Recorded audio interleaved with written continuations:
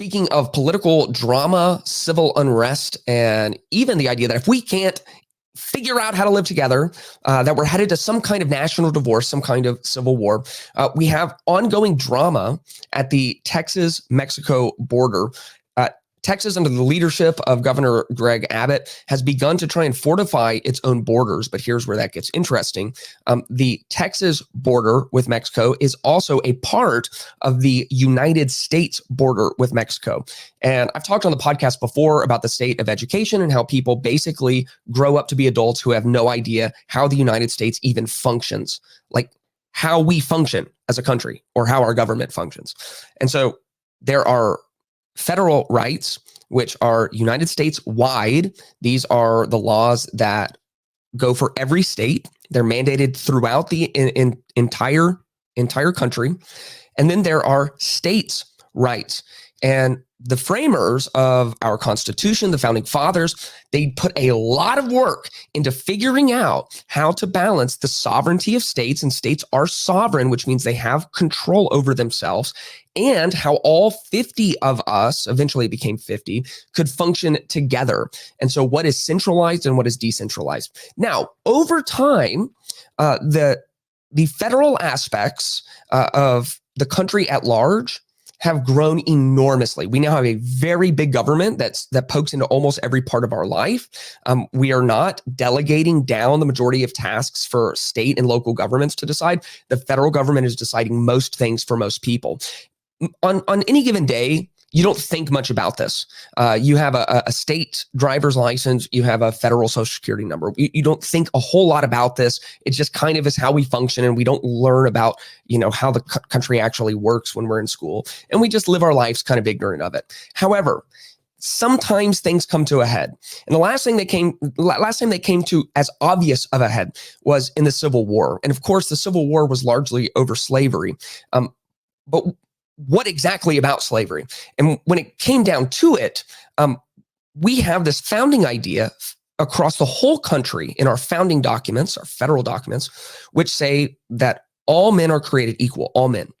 And so you look at the slaves who were imported here from Africa, and it was said because of the color of their skin that they weren't a full human, and so they could be held in slavery. That was obviously wrong. We knew that was wrong, and so we had to do something to rectify that. In the South, slave labor is what kept the economy afloat. They had a booming economy, but if slave labor went away overnight, they would go from a booming economy to a completely broken economy. And so the states were saying the federal government does not have the power to come and outlaw something in our state. You can't tell us how to do this in our state. And literally, a civil war was fought over this very idea. Now we have a different idea, which is that the Texas border with Mexico is also a part of the U.S. border with Mexico. Texas wants to fortify that border with razor wire and shipping containers and buoys and fences and walls. And the United States government wants to remove those things. Now, we have a crisis of illegal immigration like we really have never seen before. The numbers that are coming out right now is that in the last 3 years, there have been about 6 million illegal immigrants who have been released into the interior of the United States. Now, we have a broken asylum system. We have a Congress who seems to not want to do anything about it. It's a real issue. However, just by the term that everyone is going to use, which is illegal immigrant, and by the laws that are on the books right now today, we should be able to, at the federal level, follow our federal laws and not allow people to come into the country illegally. We have incentivized that to the point where cartels and coyotes are bringing people by the millions. They're coming and they're not sneaking in and running off. They're just stopping right at the border and asking for border patrol. This is like a bank robber. They could get away. They have a clear line of sight, but they sit in the bank and are like, I'd like to speak to the cop, because the rules have changed where if you just say, I'm seeking asylum, I'm scared to go home, they will release you. And maybe you won't come back to your court case. And the court cases are so backlogged to assign asylum that you're going to be waiting forever anyway. So this is a massive issue, and it causes problems, especially for border towns and border cities in between U.S. and Mexico. I live in Texas. I'm not too far from the border. I'm in San Antonio, compared to Washington, D.C. I'm a hop, skip, and a jump from the border. And so let's look. USA Today, certainly not a super conservatively biased news organization. It says Texas border standoff, what to know about Eagle Pass amid state and federal dispute. This isn't over. Governor Greg Abbott fights against Supreme Court's ruling, says it's Texas' constitutional right to protect its border. Here's some images from the border, if this will play. The U.S. Supreme Court has ruled that Border Patrol agents can cut razor wire that Texas installed. So you see, this is federal Border Patrol removing the instruments to block immigrants that Texas has put up. It says, a small Texas city has become the epicenter of the U.S. immigration debate as the state has barred federal access to a park in Eagle Pass since the Supreme Court ruled Monday that federal agents could cut the razor wire meant to deter migrants from crossing the border. The Supreme Court announced federal agents could cut the razor wire that Texas installed at the border, and Republican governors signed a letter supporting Texas in its constitutional right of self-defense. On Friday, President Joe Biden was pressing Congress to embrace a bipartisan Senate deal to pair border enforcement measures with foreign aid for Ukraine, according to the Associated Press. The Supreme Court's verdict. In a 5-4 ruling on Monday, the court sided with Biden, with the court ruling federal agents could remove the razor wire after the president made an emergency appeal. Texas political stunts like placing razor wire near the border simply make it harder and more dangerous for frontline personnel to do their jobs. Now, the Border Patrol, including the Border Patrol Union that's tweeting up a storm about this, is coming out and directly going against what the Biden administration is saying. They are largely standing, almost exclusively standing with what Texas is doing. The appeal came days after the U.S. Court of Appeals for the Fifth Circuit sided with the Texas, barring federal agents from cutting the wire barriers unless it is an emergency. Such a person is drowning or suffering heat exhaustion. Despite the Supreme Court's ruling, Abbott said it isn't over. Republican governors unite. This is a map that shows there are now 25 states governors who have come out on the side of Texas, which is another way of coming on the side of the state's rights over the federal rights. So we have the state who has now its own law enforcement apparatuses that are there. They're continuing to block it. They're not really letting Border Patrol in. The Supreme Court said the Border Patrol can remove the wire. It did not say Texas cannot put the wire down. And so what happens?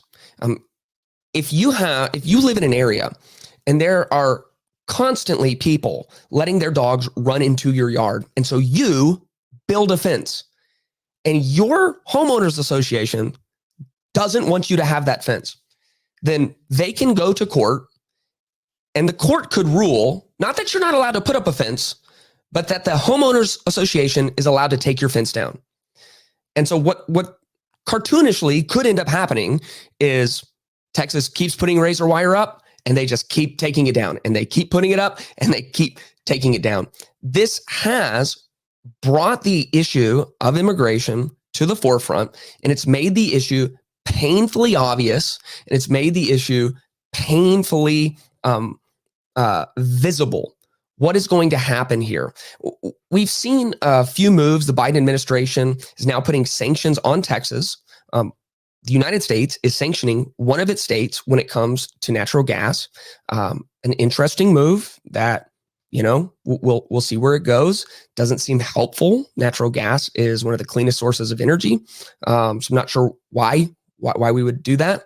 But how does this end? The worst case scenario is this sparks the new civil war. We can't decide federal and states' rights. And all of a sudden, the Texas National Guard is taking up arms against the federal Border Patrol. And, we're having to weaponize state and federal people against. Is that where it's likely to go? No, that's not likely. This is going to play out in the courts. This is going to play out in the media.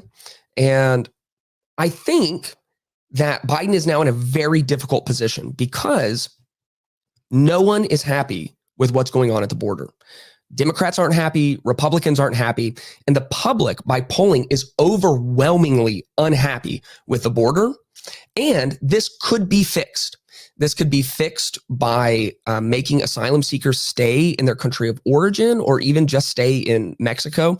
However, in the political games we're always playing, that sounds a lot like a Trump era policy, and the Democrats don't want to give a win to the Republicans in an election season. And so politics over people and politics over progress and politics over real people's lives who are being affected by this massive flow of illegal immigration.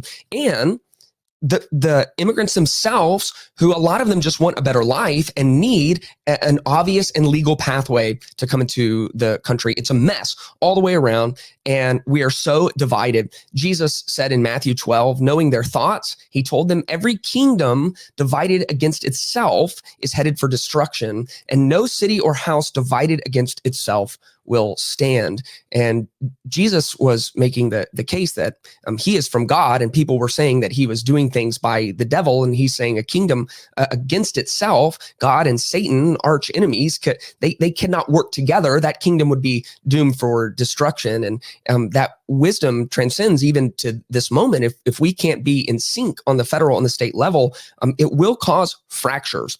There's an incredible story in 1 Kings 18. This is during the time of Elijah.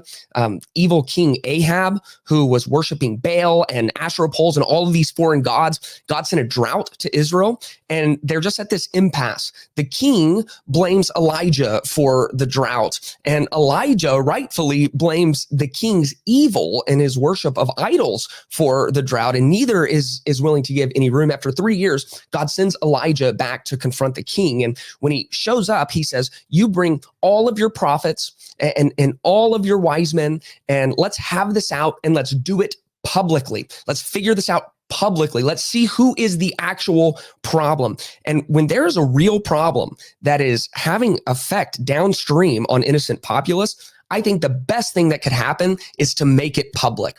And so Biden sued Texas. That was kind of the first shot to get him to quit putting up the razor wire, got his way in court. Abbott is digging in his heels. He's saying, let's go to Mount Carmel, Caramel, if you grew up in the South. Wow. And let's have this out. And that's exactly what happens. They call on their gods to act on their behalf, and their gods are silent because their gods are fake. And then Elijah calls on the one true God, and the one true God acts, and his wonders are unmistakable, and the false prophets are slaughtered, and rain finally comes on the land. And maybe this will expose what's actually happening, and maybe through that exposure, we can have some actual progress on figuring out immigration in our country. If you enjoyed this clip, make sure you check out the full podcast and subscribe and hit the notification bell to stay up to date with all new content. You can also support the channel at patreon.com/Clayton Tyner. Link is in the description below.